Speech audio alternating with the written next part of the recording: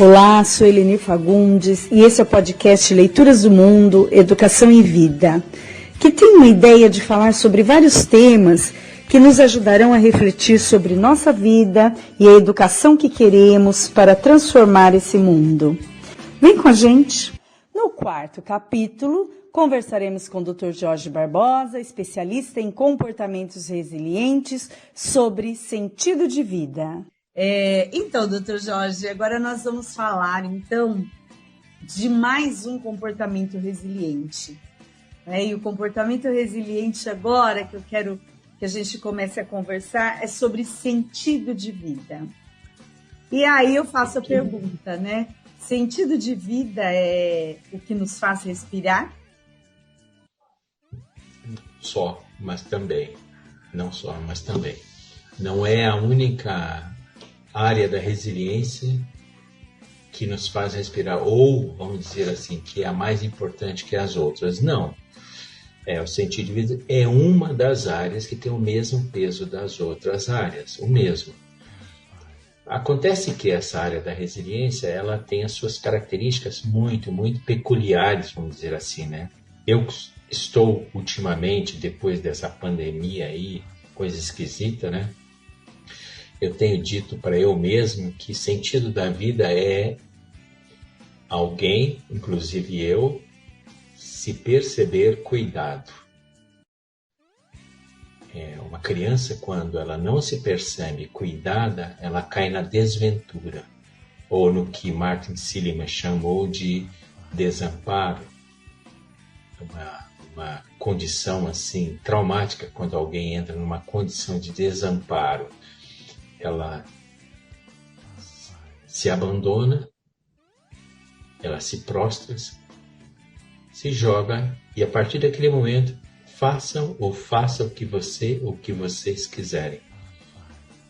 Então se pode chutar, se pode cuspir, se pode bater, se pode cortar, se pode jogar fora.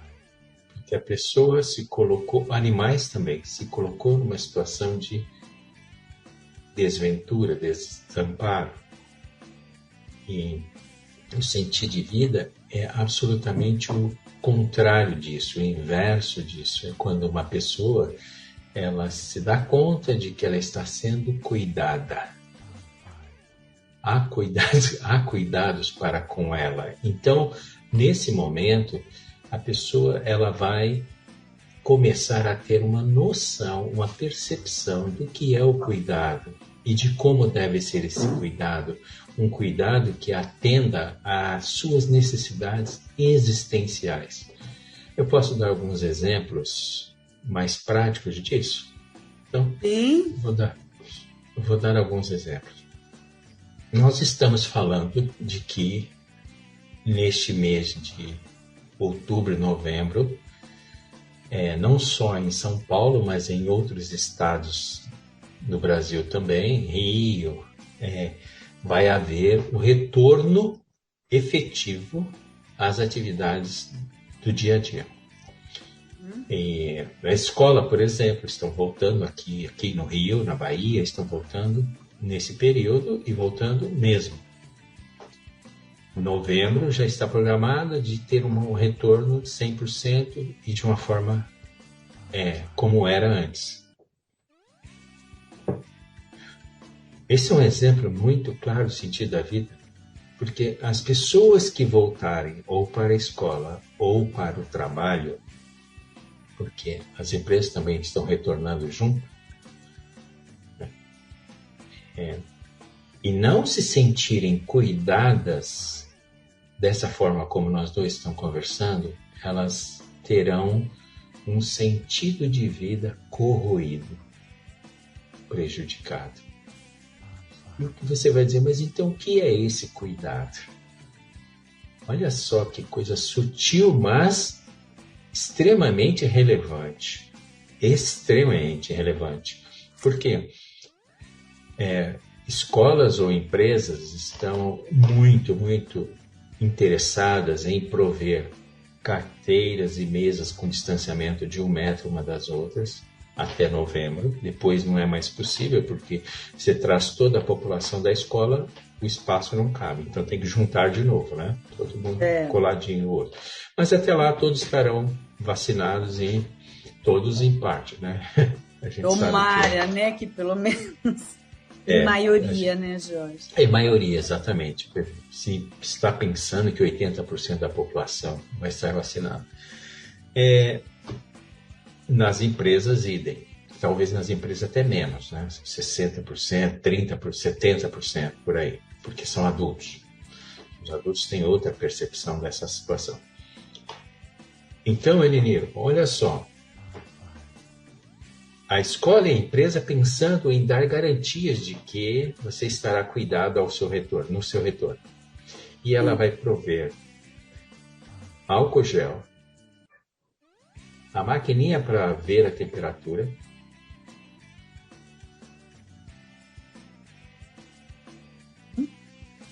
e aí eu te pergunto, né? Quem irá avaliar o número de perdas que essas pessoas tiveram neste 1 ano e 8 meses e que estão trazendo para dentro da escola? Quem irá avaliar as avós que morreram, as titias que morreram, as mães que morreram? Os pais que morreram não foram poucos homens? Muitos. Eu perdi meu irmão. Olha aí. E então, prover álcool gel e prover maquininha medindo a temperatura não é o bastante para gerar um acolhimento, um atendimento nas empresas e nas escolas do se sentir cuidado. O sentido da vida pede, Elenir, o sentido da vida pede uma atitude, uma ação muito concreta, seja da parte das escolas, seja da parte das empresas, de trabalharem com esse tema, as perdas que estarão vindo para dentro das empresas, as perdas que estarão vindo para dentro das escolas. Com certeza, Jorge, porque eu fico pensando, né, e aí em cima do que você está dizendo, o cuidado está muito além do que a gente, do que hoje se pensa nesse sentido, né, de prover o álcool, de prover o distanciamento, de prover, né, a maquininha para medir a temperatura. Mas, para além disso, como é que se acolhe de fato essa pessoa que vem de um momento extremamente difícil, né? As dores estão latentes, né? As dores estão aí, seja a perda de pai, de mãe, de irmão, de tio, de vizinho, de conhecidos, que foram muitos, né? E também a dor desse momento, né? A dor de ficar em casa, a dor de ter que ficar, né? Mais de 1 ano e meio nessa situação tão complicada. Então, esse acolhimento está para além, né? Ele não é tão simples assim. Como é que a gente avalia, como é que a gente acolhe uma pessoa? Exatamente. Né? Estando atentos ao sentido da vida, que foi a sua pergunta. Estando atentos e se dando conta de que eu creio que no Brasil ainda pouquíssimas pessoas se deram conta de que a retomada necessita estar também focada no sentido da vida e não só na aprendizagem ou na produtividade das empresas.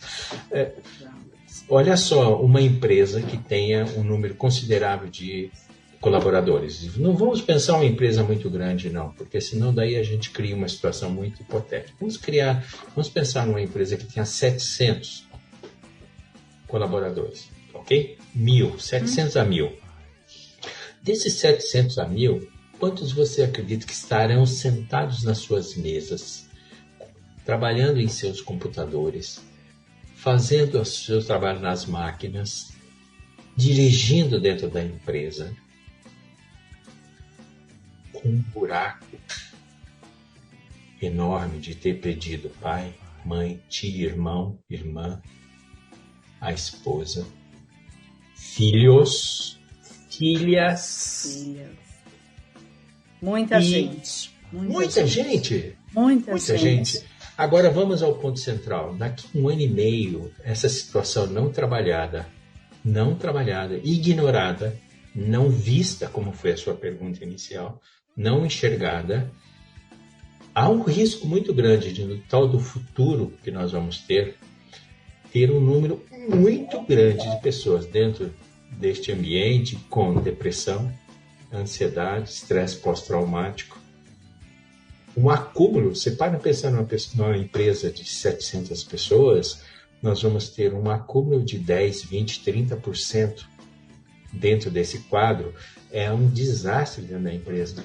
Um desastre. E se pensarmos em escola? Onde vai mais ficar? Ainda, né? Mais como ainda. É que as crianças, como é que a gente lida com essa criança que vivenciou tudo isso, essa criança, esse jovem, esse adulto que está na escola e vivenciou toda essa situação, né? Toda essa angústia, todo esse momento que foi traumático, né? Para uns mais, para outros menos, mas totalmente traumático para todos, né, gente? Exato. E se pensarmos que a criança ou adolescente ainda não tem todos os recursos de um adulto para lidar com esses temas, por isso de toda a proteção que a gente tem para com eles, eles terão muito mais dificuldades, não quero dizer que sofrerão assim diferente, mas muito mais dificuldade em elaborar esses temas do que os adultos. Então, Eleni, o sentido da vida carece de um olhar urgente nesse momento nosso. Nós, como pessoas que têm influência, que estamos juntos das pessoas, que temos um trabalho de dar acolhimento e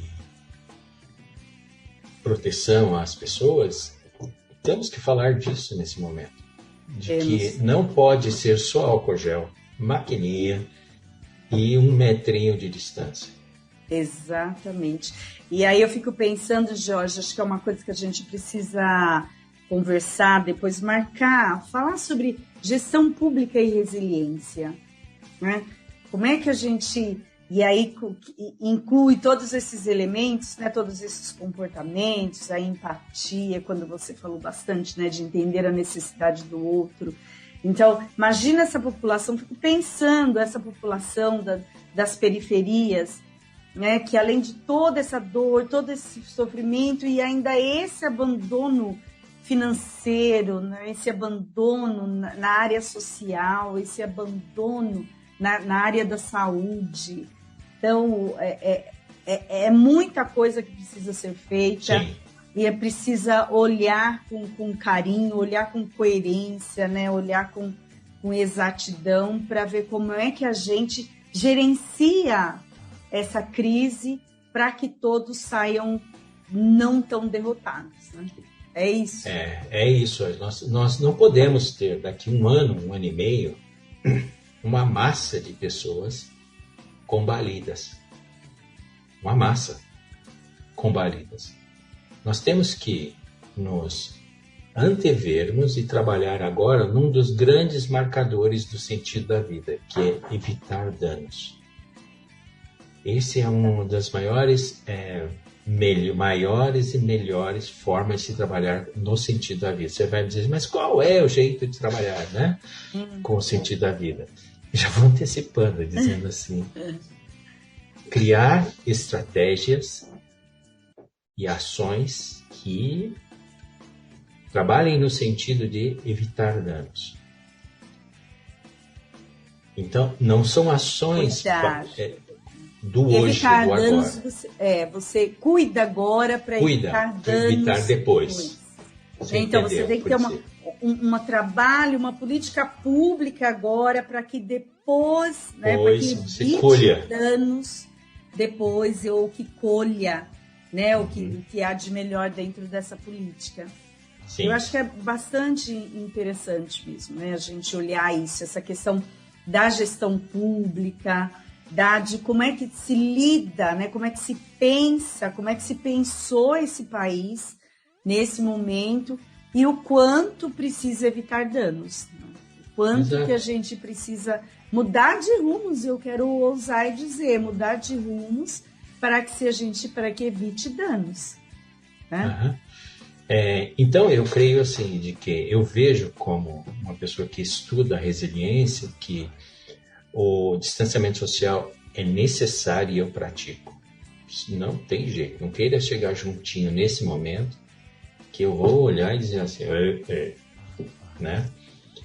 Segundo, já estou na terceira, estou no tempo de finalizar o efeito da terceira dose.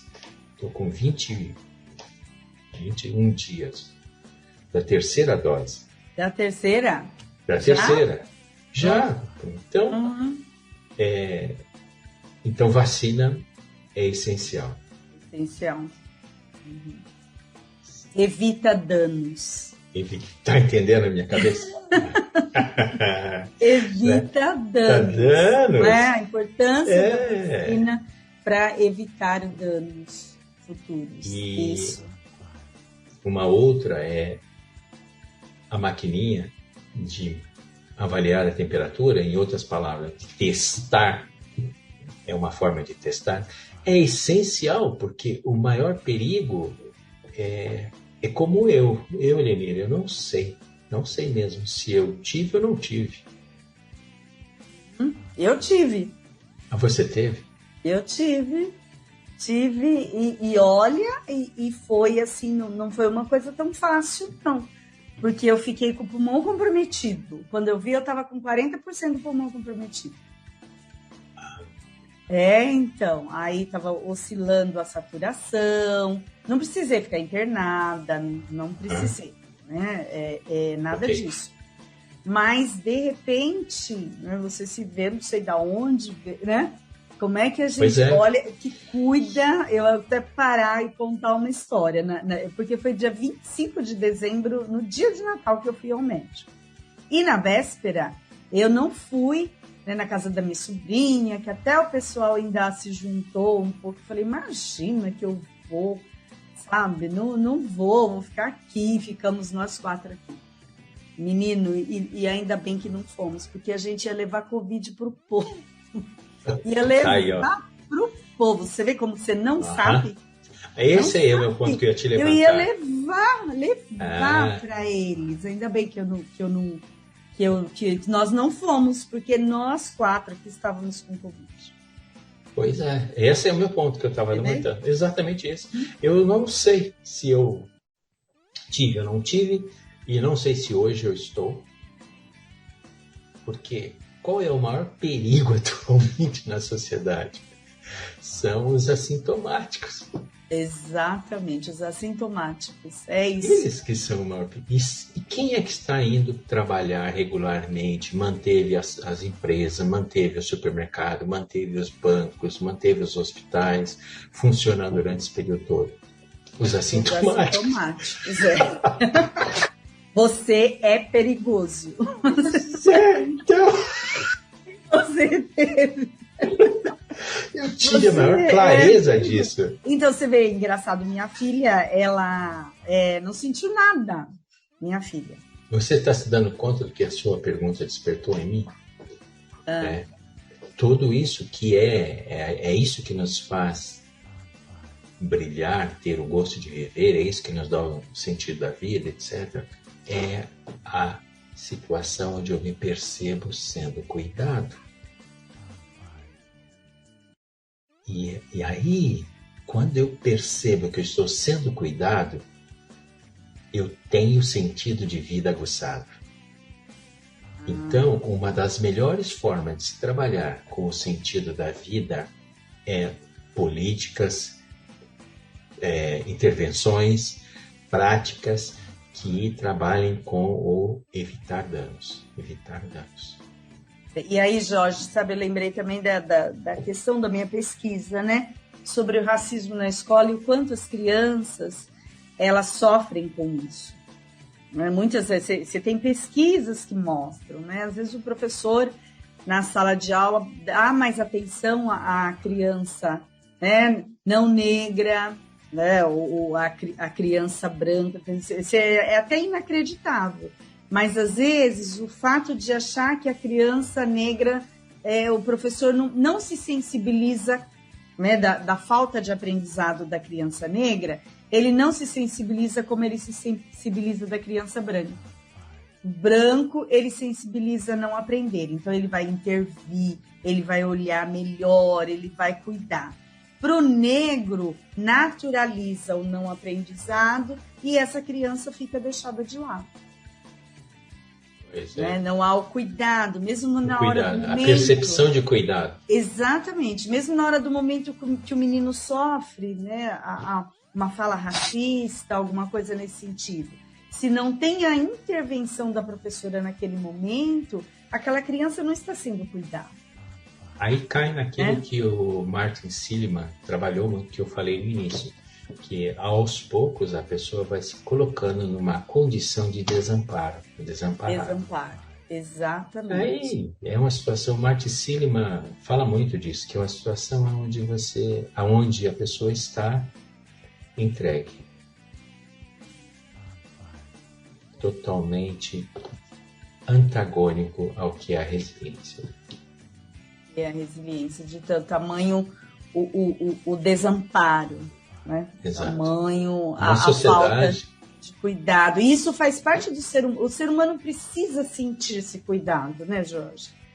A criança, o adulto, qualquer pessoa precisa sentir, né, que tem alguém que olhe por ele, que tem alguém que cuida, que tem alguém a quem recorrer, não é? Exato. Isso faz parte do humano. Por isso o humano, quando ele vê isso, ele se enche de razão de viver e fala: eu tenho alguém, eu sou importante para alguém, eu tenho com quem fazer trocas, eu tenho com quem me interessar e até aí vem o inverso, né?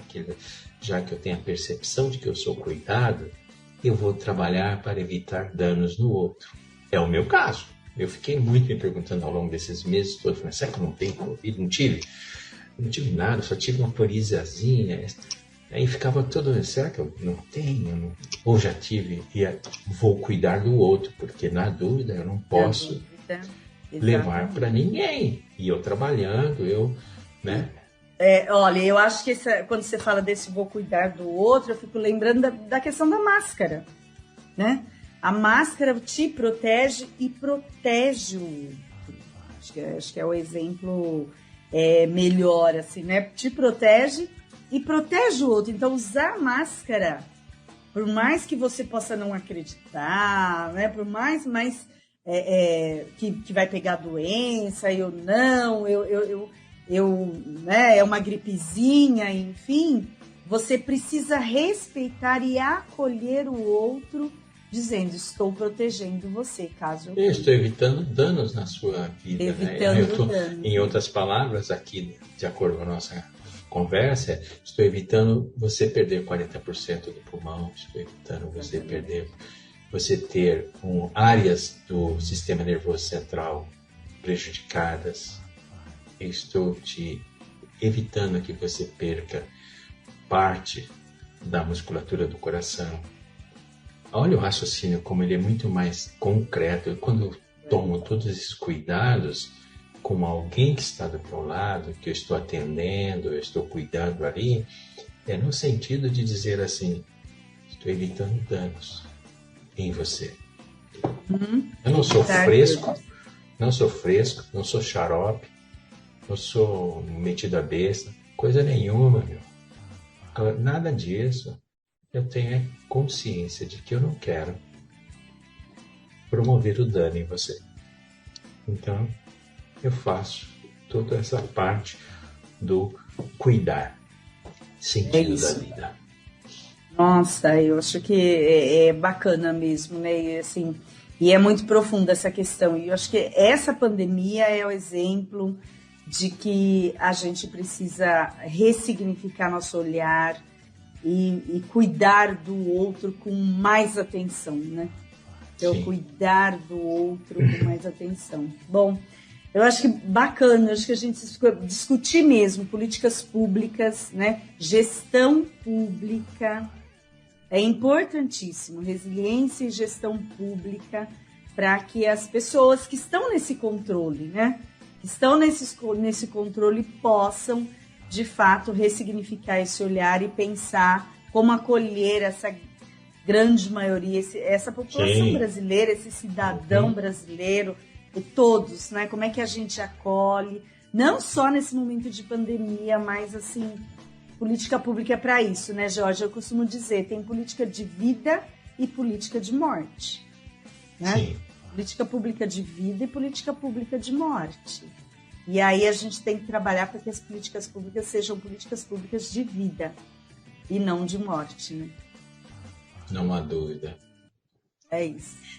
Bom, bacana. Eu acho que a gente trabalhou. Quer fechar mais alguma coisa sobre sentido de vida? Eu vou fechar, ressaltando aquela pessoa que ouvir a nossa conversa um dia, saber assim, de que eles estão falando, em primeiro lugar, de sentido da vida é ter ou se perceber cuidado.